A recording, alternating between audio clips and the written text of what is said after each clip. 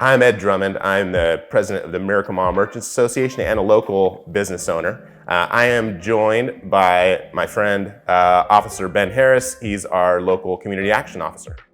I'm Ben Harris. I'm a community action officer for this area. I have been for about 11 years. Cool. And Officer Harris is going to talk to us a little bit about CPTED and how we can make this area safer.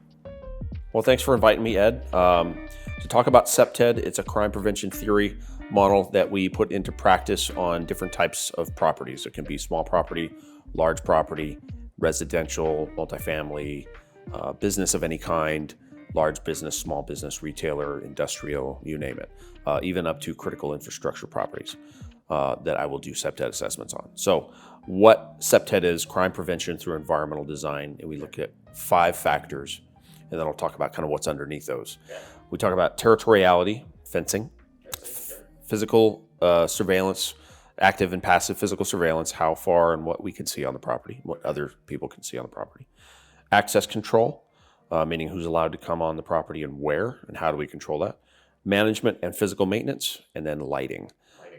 Lighting, territoriality, and passive surveillance are probably the key parts, and they are all integral with each other. Okay. And what's underneath all of this is a theory of we want to reduce anonymity, opportunity, and human apathy to actually prevent crime in a space. Okay, so here on the mile, which of those do you see the most that we could be implementing today? Yeah, probably what we could do best around here is lighting to buttress some of the passive and active surveillance on properties, or in other words, creating a better air of openness during the daytime and nighttime. Lighting obviously goes with night.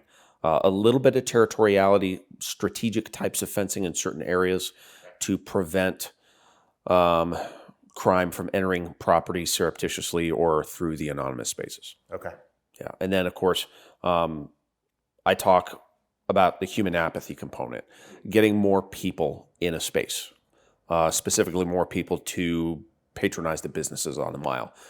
That will help a lot in the CPTED theory of we want a lot of normal users in a space to either push out or address the bad behavior from the nefarious users of a space. That's what CPTED calls it. Okay, awesome. So the things that you think the mile could use the most of right now, lighting would help, more people, and just better communication to set up those territories essentially is making sure we know our neighbors, we're communicating with each other and know what's happening. Yeah, definitely. Awesome. Thanks for sharing, man. I appreciate you coming down. You're welcome.